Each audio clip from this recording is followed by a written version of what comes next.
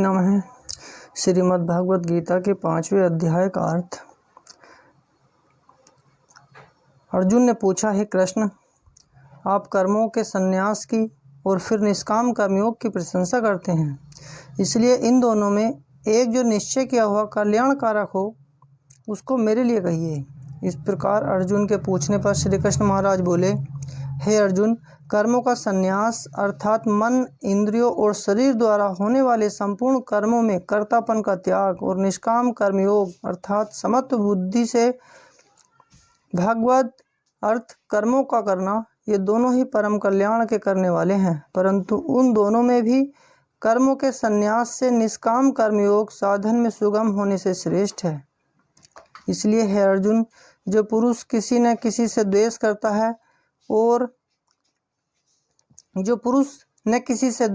है और न किसी की आकांक्षा रखता है, वह निष्काम कर्मयोगी सदा सन्यासी ही समझने योग्य है, क्योंकि राग द्वेष आदि द्वंद्वों से रहित हुआ पुरुष सुखपूर्वक संसार रूप बंधन से मुक्त हो जाता है। हे अर्जुन, ऊपर कहे हुए संन्यास और निष्काम कर्मयोग को मूर्ख लोग अलग अलग फल वाले कहते हैं, न कि पंडित जन, क्योंकि दोनों में से एक में भी अच्छी प्रकार स्थित हुआ पुरुष दोनों के फल रूप परमात्मा को प्राप्त होता है। ज्ञान योगियों द्वारा जो परम धाम प्राप्त किया जाता है, निष्काम कर्म योगियों द्वारा भी वही प्राप्त किया जाता है। इसलिए जो पुरुष ज्ञान योग और निष्काम कर्म योग को फल रूप से एक सा देखते हैं, वह ही यथार्थ देखते हैं। परंतु हे अर्जुन, निष्काम कर्मयोग के बिना संन्यास अर्थात मन, इंद्रियों और शरीर द्वारा होने वाले संपूर्ण कर्मों में कर्तापन का त्याग होना कठिन है, और भगवत स्वरूप को मनन करने वाला निष्काम कर्मयोगी पर ब्रह्मा परमात्मा को शीघ्र ही प्राप्त हो जाता है। उसमें क्या हुआ है, शरीर जिसके ऐसा जितेंद्रिय और विशुद्ध अंतःकरण वाला एवं संपूर्ण प्राणियों के आत्मरूप परमात्मा में एक ही भाव हुआ निष्काम कर्मयोगी कर्म करता हुआ भी लिपायमान नहीं होता। हे अर्जुन, तत्व को जानने वाला सांख्य योगी तो देखता हुआ, सुनता हुआ, स्पर्श करता हुआ, सूंघता हुआ, भोजन करता हुआ, गमन करता हुआ, सोता हुआ, श्वास लेता हुआ, बोलता हुआ, त्यागता हुआ, ग्रहण करता हुआ तथा आँखों को खोलता हुआ और बंद करता हुआ भी सब इंद्रियां अपने अपने अर्थों में बरत रही हैं, इस प्रकार समझता हुआ निस्संदेह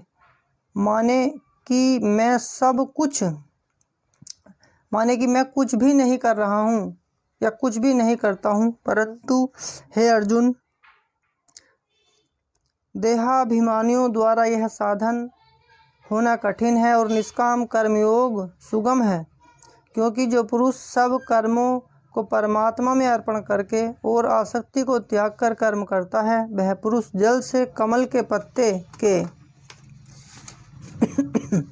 सदृश पाप से लिपायमान नहीं होता। इसलिए निष्काम कर्मयोगी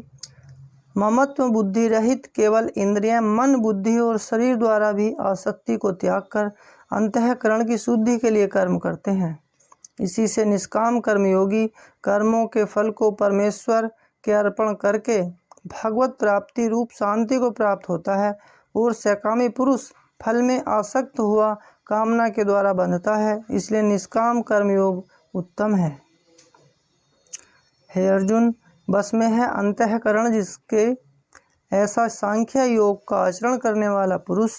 तो निस्संदेह न करता हुआ और न करवाता हुआ 9 द्वारों वाले शरीर रूप घर में सब कर्मों को मन से त्याग कर अर्थात इंद्रियों के अर्थों में आचरण करती हैं, ऐसा मानता हुआ आनंद पूर्वक सच्चिदानंद घन परमात्मा के स्वरूप में स्थित रहता है। परमेश्वर भी भूत प्राणियों के न कर्तापन को और न कर्मों को तथा न कर्मों के फल के संयोग को वास्तव में रचता है, किंतु परमात्मा के सकाश से प्रकृति ही बरतती है, अर्थात गुण ही गुणों में बरत रहे हैं। सर्वव्यापी परमात्मा न किसी के पाप कर्म को और न किसी के शुभ कर्म को भी ग्रहण करता है, किंतु माया के द्वारा ज्ञान ढका हुआ है, इससे सब जीव मोहित हो रहे हैं। परंतु जिनका वह अंतःकरण का अज्ञान आत्मज्ञान द्वारा नाश हो गया है, उनका वह ज्ञान सूर्य के सदृश उस सच्चिदानंद घन परमात्मा को प्रकाशता है, अर्थात परमात्मा के स्वरूप को साक्षात्कार करता है। हे अर्जुन, तद्रूप है बुद्धि जिनकी तथा तद्रूप है मन जिनका, और उस सच्चिदानंद घन परमात्मा में ही है निरंतर एक ही भाव से स्थिति जिनकी। ऐसे तत्परायण पुरुष ज्ञान के द्वारा पाप रहित हुए अपुनरावृत्ति को अर्थात परम गति को प्राप्त होते हैं। ऐसे वे ज्ञानी जन विद्या और विनयुक्त ब्राह्मण में तथा गौ, हाथी, कुत्ते और चांडाल में भी समभाव से देखने वाले ही होते हैं। इसलिए जिनका मन समत्व भाव में स्थित है, उनके द्वारा इस जीवित अवस्था में ही संपूर्ण संसार जीत लिया गया, अर्थात वे जीते हुए ही संसार से मुक्त हैं, क्योंकि सच्चिदानंद घन परमात्मा निर्दोष और सम है। इससे वे सच्चिदानंद घन परमात्मा में ही स्थित हैं। जो पुरुष प्रिय को अर्थात जिनको लोग प्रिय समझते हैं उसको प्राप्त होकर हर्षित नहीं हो, और अप्रियो को अर्थात जिसको लोग अप्रिय समझते हैं उसको प्राप्त होकर उद्वेगवान न हो, ऐसा स्थिर बुद्धि संशय रहित ब्रह्मवेत्ता पुरुष सच्चिदानंद घन पर ब्रह्मा परमात्मा में एक ही भाव से नित्य स्थित है। बाहर के विषयों में अर्थात सांसारिक भोगों में आसक्ति रहित अंतःकरण वाला पुरुष अंतःकरण में जो भगवत ध्यान जनित आनंद है उसको प्राप्त होता है, और वह पुरुष सच्चिदानंद घन पर ब्रह्मा परमात्मा रूप योग में एक ही भाव से स्थित हुआ अक्षय आनंद को अनुभव करता है। जो यह इंद्रिय तथा विषयों के संयोग से उत्पन्न होने वाले सब भोग हैं, वे यद्यपि विषय पुरुषों को सुख रूप भासते हैं तो भी निस्संदेह दुख के ही हेतु हैं, अर्थात आदि अंत वाले अर्थात अनित्य हैं। इसलिए हे अर्जुन, बुद्धिमान विवेकी पुरुष उनमें नहीं रमता। जो मनुष्य शरीर के नाश होने से पहले ही काम और क्रोध से उत्पन्न हुए वेग को सहन करने में समर्थ हैं, अर्थात काम क्रोध को जिसने सदा के लिए जीत लिया है, वह मनुष्य इस लोक में योगी है और वही सुखी है। जो पुरुष निश्चय करके अंतरात्मा में ही सुख वाला है और आत्मा में ही आराम वाला है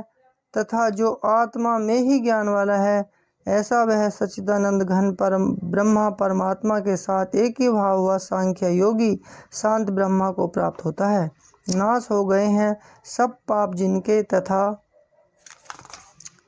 ज्ञान करके निवृत्त हो गया है संशय जिनका, और संपूर्ण भूत प्राणियों के हित में है रति जिनकी, एकाग्र हुआ है भगवान के ध्यान में चित्त जिनका, ऐसे ब्रह्मवेत्ता पुरुष शांत को पर ब्रह्मा को प्राप्त होते हैं।